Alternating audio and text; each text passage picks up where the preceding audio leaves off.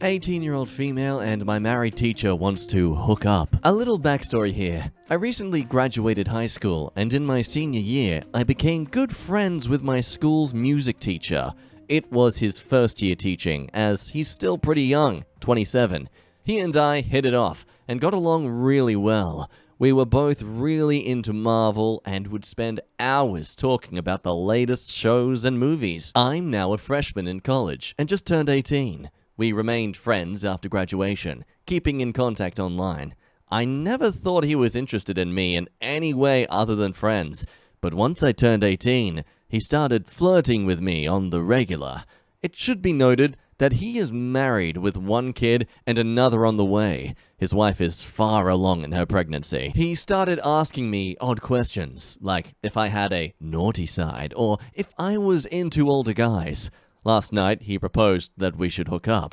Obviously, I turned him down and reminded him that he's married. I can't tell anyone I know about this because I don't want to get him in trouble, but I'm wondering if I should tell his wife or leave it be. I'm very conflicted and any advice would be appreciated. Being in the firing line of someone who is wanting to be unfaithful is absolutely an uncomfortable position to be in. Should she actually confront the wife about this, expose him like that? Could she maybe use this position she's in to talk some sense into him? Or even more so, go talk to the school about this? Despite the fact she's graduated and no longer in the school, is it fair to say that he did not clearly groom her into this position? Comments here lead to a good point about it all. I did a lot of substitute teaching in my late 20s, and almost all juniors and seniors in high school due to my area of study.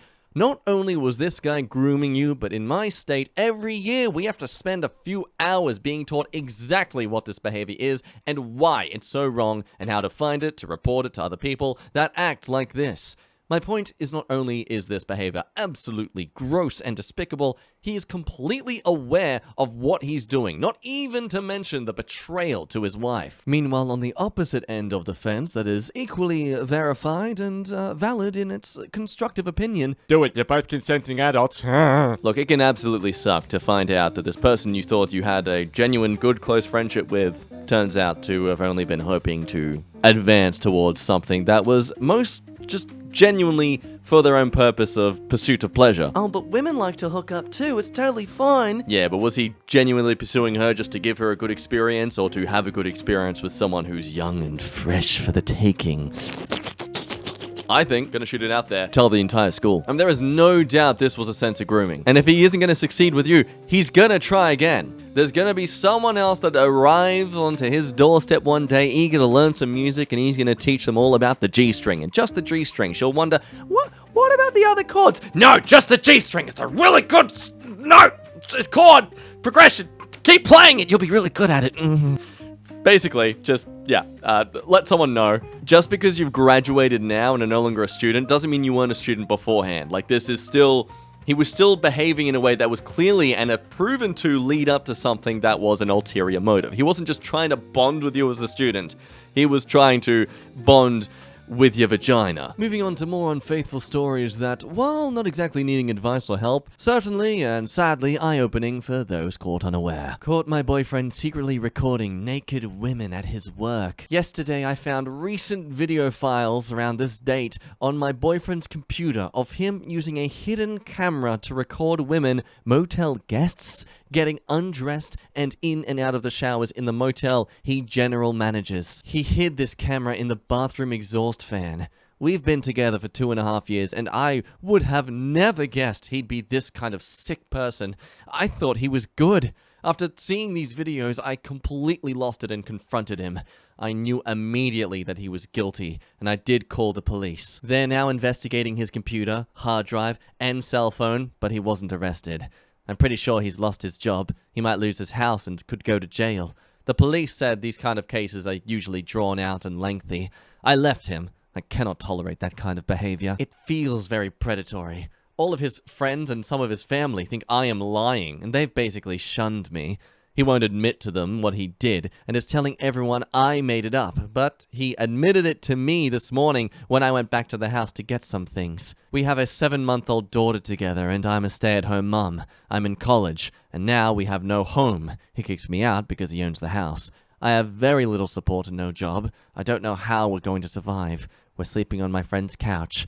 This has literally destroyed me. It is tragic tales like this as to why I'll never support the idea of someone being pushed in a family to be a stay-at-home parent. By all means, if that is your journey, if that is your pursuit in life to focus entirely on the raising of your children, you go right ahead. But neither of you should have to make the sacrifice for the other's ideals. All we can really hope for is that the OP develops some sort of independence that they can keep themselves afloat on. And now, just to titillate your anger a little bit more, let's read some of the most stupidest thoughts and comments. Did she really do the right thing? Seriously? I agree the man fricked up badly, but being at risk to go to jail for that? Seriously? You want to send the father of your kid to a jail? Yes, he sexually exploited and harassed women. Why would you want that as a parental figure? Don't you think you should have contacted the baby daddy first and told him to delete all the videos before calling the police on him? This is the father of your kid, and if he is put on a register, it's going to be hard for him to provide for the kid. I'm not saying what you did isn't right, it's just unpractical. I'm doing my best here to really spin this to the idea of them implying that you should try to leech as much off the parent as possible, the father here, before, exposing them. And yeah, sure, but by the end of that, they've gotten away scot-free. Obviously he did wrong. This is why polygamy is important. What has this got to do? He wasn't with these other women! Moving on to what is certainly a disturbing story based on the update. I will warn you that this story does result in someone's life being ended, so if that might be triggering to you in any way, I recommend skipping this story. I'm an 18-year-old female. I think my sister, who's 20, is being controlled by her boyfriend, who's 32. Hi, so like the title says, I'm 18. I have a sister who is 20, dating a guy who is 32. I don't know exactly when they started dating, because I lived with my aunt for high school, because I had a scholarship to a really good school in New York, but because of my dad's job, my family had to move to CT, but I stayed in New York. But it was always the plan after I graduated for me and my sister to move in together. So when I came back, she was dating Caleb, who's 32, who was our older brother's best friend. Our brother died when I was in high school, which was whatever I thought. It was kind of weird, but okay. So we picked out an apartment and signed a lease and everything. And we were excited because it's closer to her job and in a better area. And right now she lives with a friend who isn't really easy to live with. So right before we're supposed to move in, like a week before, she all of a sudden says she can't. Caleb doesn't think it's smart to move in right now. She's closer to his apartment now. So she basically leaves me screwed over because I either have to give up the lease or find someone else. Luckily, I had a friend who was looking for a place, so it worked out. But still, I was kind of upset at the fact that she literally blew up all of our plans because Caleb said so. So then some more weird stuff happened, like Caleb always needing to know her location. And even with her location on, he'd still call her all the time. One time, her app glitched, so he called her up, screaming at her. It was really bad. She said he just had a bad day and was stressed, but after that, she stopped hanging out with me as much. So, last week, she came to my apartment sobbing because she got into a fight with him, and she said he got really mad and scary, and asked to stay over.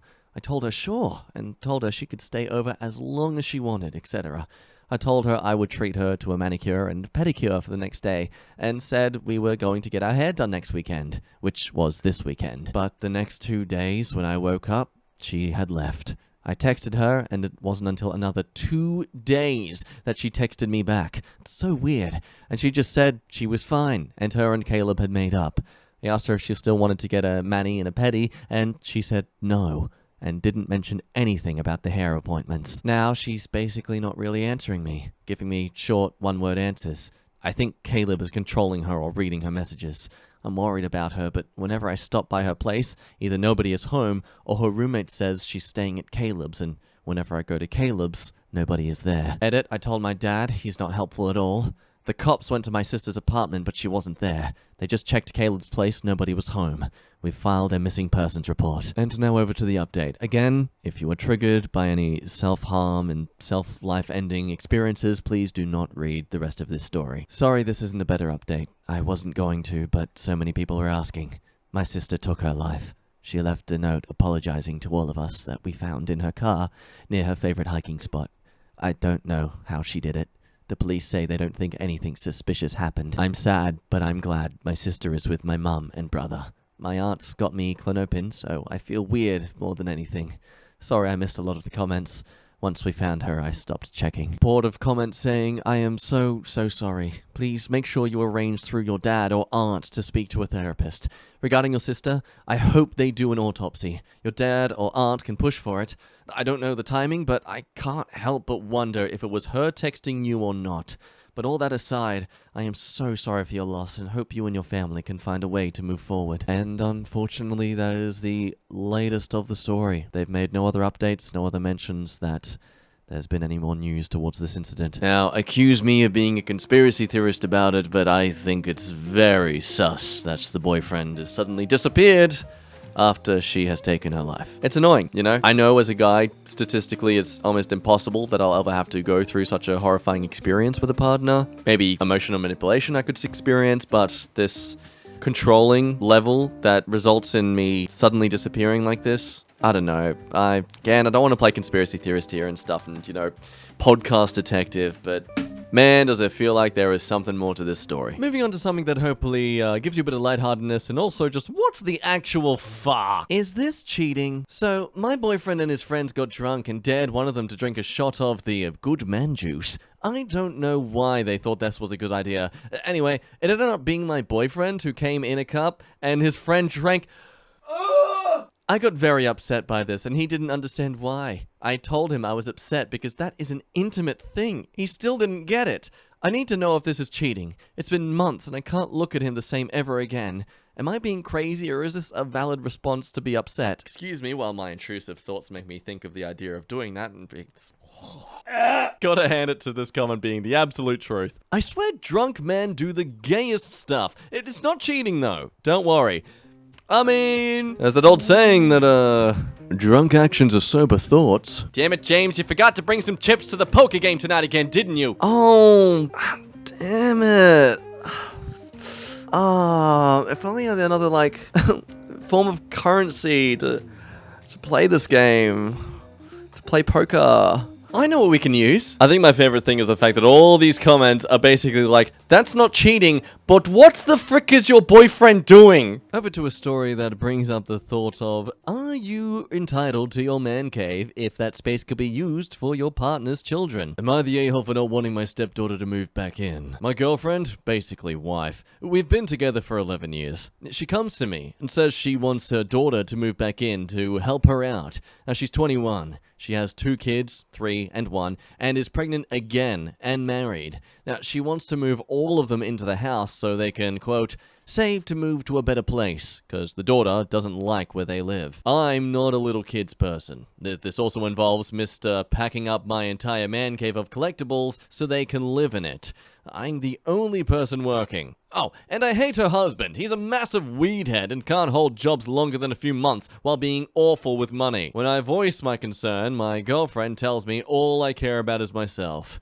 Never mind, our son doesn't want them to move in either. I mean, this is the daughter that has moved out and come back 3 times since 16. Now, each time it's with a guy and more kids, and it never ends well. All the guys have been losers, etc. Sometimes I feel like stuff like this will be the end of my relationship. I have a super stressful job. Having a bunch of toddlers and young parents as my life home doesn't sound relaxing. And honestly, yeah, I'm selfish. I'm 41. I thought I was done raiding kids. Ah! Give me all your gold! So where's do the comments lie? Top supporter is Natar. How are they going to save money for a better place to live in if you are the only one working? You're not selfish. They have no discernible plan except moving in with you. Now in the OP's obvious complainant rage, he did miss some points. Okay, the daughter's husband works, but he's the type that misses lots of days and constantly changes jobs so every off and on. Meanwhile, to think everyone sucks? What type of parent lets a 16-year-old move out? She's only 21 with a couple of children. She is clearly not stable. Y'all failed this young lady. Yes, let them come home. However, make some boundaries surrounding the husband contributing. But to go on the entire opposite end of the fence, Yatar, the only thing that could be standoffish is the stepdaughter's husband. But they are married, and he's the father of the children, I guess, so obviously that cannot be changed. You guys have those kids to think about now, and think about giving them a better life. I don't even have kids, and I don't know how hard it is to save. Honestly, boo-hoo, you have to move your stuff. So what? And so you don't like kids. So what? If you think it's going to be the end of your relationship, then let it be. I mean, that's your choice. Sometimes in relationships, we have to take on matters of the other half that we hate, don't like, and will never like. These people are your family. You gotta help them out. But by the way you talk about them, they might be better off without you in their lives because love and support can go a long way, baby. I've got $50 on the weeding current boyfriend of the week flavor to quit his job the moment he moves in. He is going to leech off you, my friend. It's interesting because, I mean, I was ready for that whole thought of like, yeah, mate, let that family have some space to stay. But they raise the point that this is clearly a repetitive behavioral trait of the daughter. She's not necessarily coming back home because she genuinely needs to and desires to. She's going back home because she's trusting old, reliable mummy to just help her live her life. And you, of course, to pay for everything. This ain't just one extra person in the house, too. This is like, what, so 2 kids, as well as a third one on the way, the daughter, and the boyfriend. There's 5 people in the house. Honestly, if you're the breadwinner, you have every right to decide who gets to be living in the place you have to afford and pay for. But then also we have to take into account, well, what other choice does this daughter have? It is interesting, though, that apparently their only real reason to move in is because the daughter doesn't like where they live. So it sounds like she actually is stable for now. But she just wants to be somewhere that is a lot more comfortable for her to leech off, I suppose. I don't know, and I am making some accusations here. Anyway, let me know what you think about that one. That is the end of the video for now, my friends. Sorry for the shorter one than usual. We'll promise to be as elongated as normally, but I have the time. Nailed it. Thank you for watching. Please support the YouTube algorithm by liking this video, subscribing if you enjoy this content. We're currently dealing with some flooding where I'm living at, so we'll see how that all goes throughout the week. Anyway, my name's been Jack, you've been an absolute blast, and I hope to see you for the next video. Bye-bye.